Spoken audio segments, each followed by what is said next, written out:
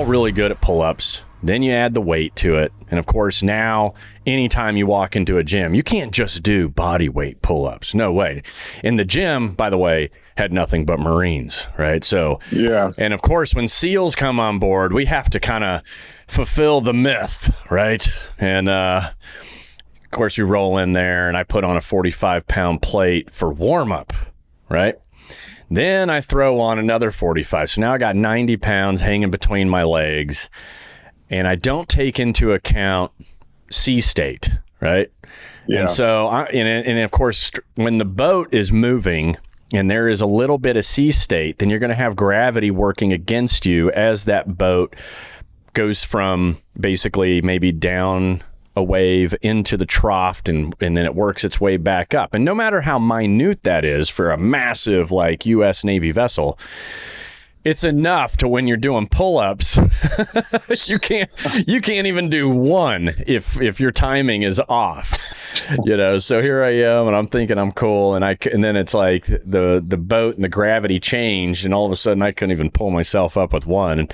And of course, there's a gym full of Marines watching and expecting, you know, the miracles and myths of Navy SEALs. I was like, yeah, I'm stupid. And then on top of that, I like pulled my fucking shoulder out of whack, and I've been fucked ever since. So there you go, kids.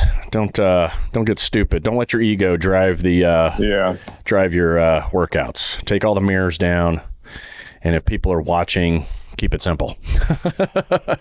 And so for those listening, what's an MK36? What's the primary job of that particular vehicle?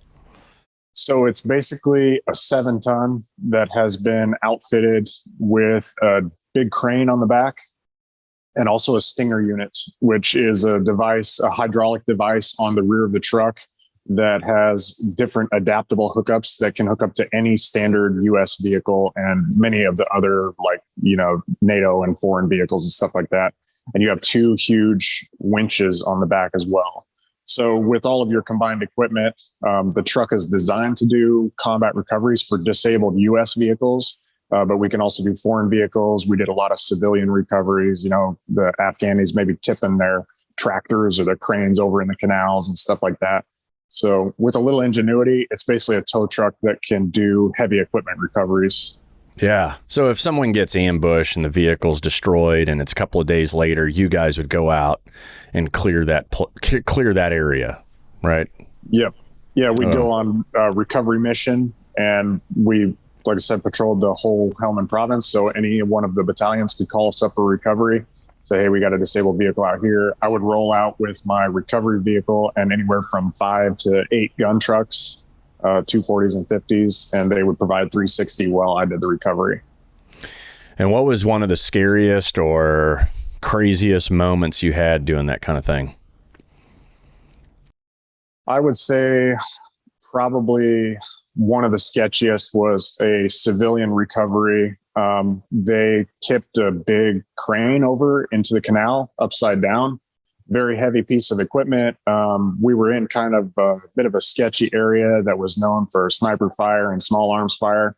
And we thought, okay, let's stop and help these. We were on a totally separate mission. We were providing like generators to the cops or just basic supplies or something. And we happened upon the civilian recovery that we thought would be a few hours. And it ended up being like a 14-hour recovery.